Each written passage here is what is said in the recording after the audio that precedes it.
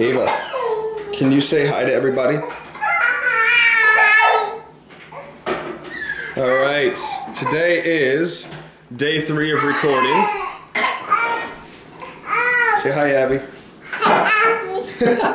So today's day 3 of recording, and of course, every good recording day starts out with a balanced breakfast. So we're making waffles. Well, and when I say we, I mean my wonderful wife is making waffles for us. Can you say hi, love? Hi, love. Yeah, thank you. So we're gonna make some waffles, and we're gonna record today, and you can see the girls are having a great time because they're excited about recording day. So, all right, we're gonna eat some breakfast, which will of course include the most important part of the day. Bacon. Bacon. And then I'm going to talk to you a little bit today about what we're going to do. So, Good day. We're going to see you a wee bit later. Say bye, love. Bye, love.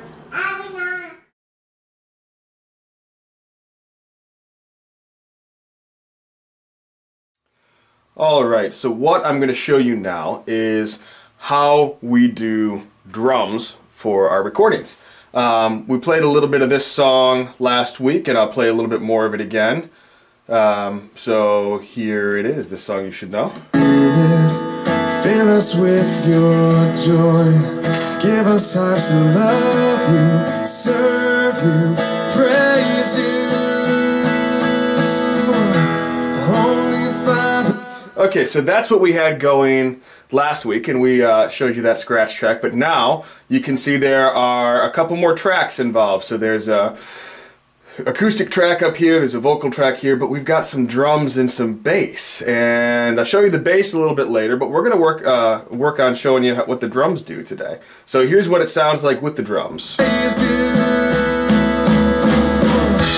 Holy Father, we come to you, we bless your name.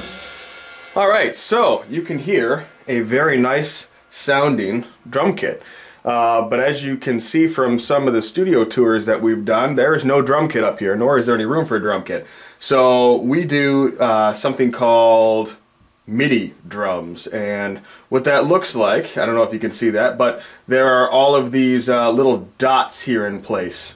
And there are a couple ways to do MIDI. One, you could manually put in all of these, or you could have a MIDI keyboard just like a piano and kind of plunk them out individually, but the way that we do it is with a software called Addictive Drums, and they are fantastic. So we have this drum kit right here, and if I click on the individual kit pieces, you can hear. So all of the kit pieces are on this, and let's say I don't like this kick drum, I can pick a different kick drum. Maybe I like that one better, or maybe I like this one better. But they all make slightly different sounds, and there's many ways to do this. So as you can see the kit pieces, now how do we make the beats? Well, Addictive Drums comes with some beats that are already built in, and so we've got some jazz beats, some rock beats, some funk beats, and all sorts of stuff. And basically what I do is pick a beat that I like. Let's say it's this one. And every beat has a variation to it. So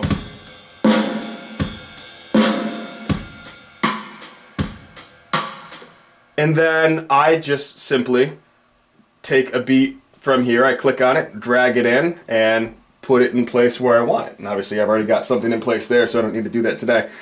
And with all of the kit pieces, I can adjust compressors, limiters, reverb, and basically in layman's terms, I can make it sound better. I can make it sound different. There are also different presets that we can use for drum kits. We've got some clean ones, some distorted ones, so what I'm going to do is I'm going to play the drum track here and then just bring you through a little bit what this sounds like. So here's drums.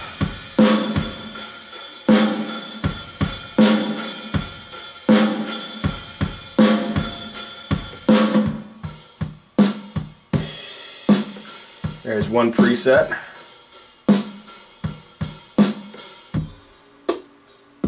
It's more of an electronic kind of preset.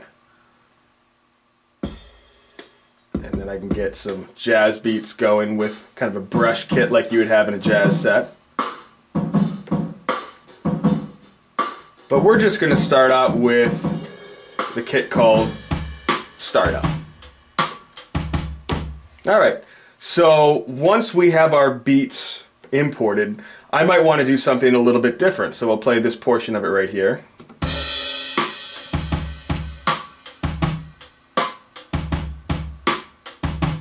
Okay, well, what if I wanted to put a cymbal crash like that somewhere else? Well, I'm going to copy that and paste it on this beat as well. You can see that little dot just showed up. So now I've got a cymbal crash there. And down here, you can see all these lines like a bar graph sticking up. Now let's say I want that cymbal crash to be really, really loud. Well, that's my hi-hat being really loud, but that's okay. There we go. I can actually draw that so it becomes louder. And obviously that's a little bit loud for this song, and I'm actually going to get rid of that now because I don't need it. Bring my hi-hat back down. There we go. So that is how we do drums. Every song is a little bit different, and every song will have, you know, a different kit, and sometimes multiple different kits. So one song I know I've got some jazz brushes in the beginning, but then I've got a full-on rock kit later in the song. So you might see a couple of different tracks, and that volume can be adjusted just like any regular instrument that you record right here on the mixer. And it's put in the song. So when we're all done, I'll play the bass for you too and show you what we've got so far. The lead guitar parts are just something as a reference right now. So here's what it sounds like with the drums and the bass.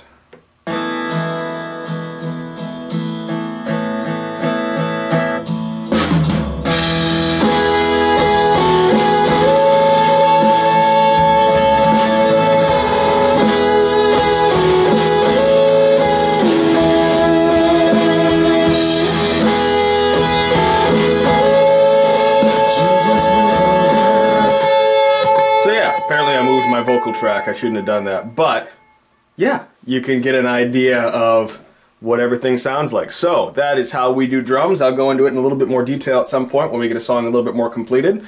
But that's what we're working on today, is drums for all the songs, and we'll add some electric guitar parts as well. And next time I'll give you a tutorial on how we do electric guitar. So that's it for now. Alright, so I got to some acoustic guitar tracks today as well. I just wanted to show you how we do that. This is a little bit of a more difficult setup than what we've been doing so far. This is when the girls can't play in the playroom because we got microphones set up. So when I'm on stage on Sunday mornings, I plug straight into here, and that sounds good, but there's some magnetic pickups in the guitar that are meant to kind of pick up the sound, but they don't completely recreate it correctly. So we do a little different setup. So if you want to come over here and take a look at the mics, I have two condenser mics here. This is an MXL 9090. They don't make it anymore. It is a dual diaphragm condenser, and what that means is on this side it has a warm setting, and if I were to turn it around to the other side, it has a bright setting. So depending on what side I want to use, I click. I want it warm today. And then this is a Rode NT1A, another type of condenser mic. These have incredibly sensitive pickup patterns. So they pick up every little nuance of the guitar, which is partly why I have this little foam thing behind it, because I don't want it picking anything bouncing up off the wall. I just want it to get the guitar. And the reason I set two mics up is because they're both a little bit different. They both pick up a little bit different characteristic of the guitar. And so if we can take a look over there, you can see where I plug everything in. And in just a second, I'm going to show you what an acoustic guitar track looks like when it's all recorded. Alright, so these two orange tracks right here are my acoustic guitar tracks. I'm going to play them for you one at a time. This is what this one sounds like. And this was mic number 1.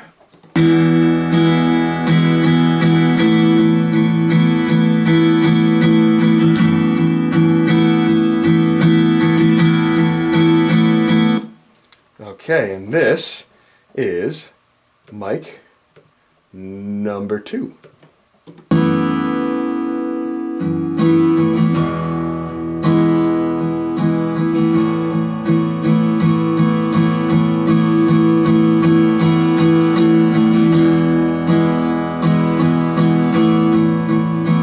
Alright, so I don't know if you can hear it over the camera mic, but the first mic was a little bit brighter. The second mic was a little bit more full. It had a little bit more bass frequencies to it. Now, I don't have almost really any effects running on the guitars. I've rolled off the lower frequencies because those frequencies don't exist on guitar anyway, and just put it through a compressor and put a little reverb on it. So nothing major as far as equalization or compression goes. And so now this is what these two guitars sound like together. Here we go.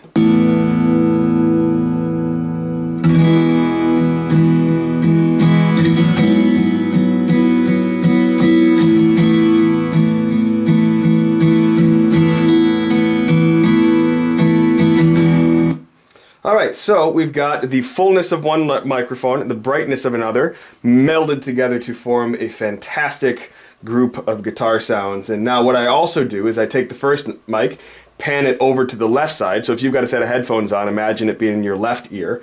And then the second microphone is over in the right ear. So even though the strum pattern is exactly the same and you're hearing the same guitar, it sounds just a little bit different in each ear. And that widens the stereo image and makes the song sound bigger.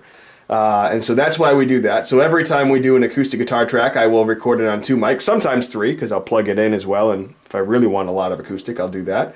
But yeah, that is how we do acoustic guitars. So we did a little bit more today, but I'm going to keep it secret because I want these videos to go on for a little bit longer. So that is day 3 of recording completed. We now have 5 songs started and actually almost completed on some of them. So we've got 14 total to do, and we'll keep you updated as we go. So thanks for watching, and we'll see you soon.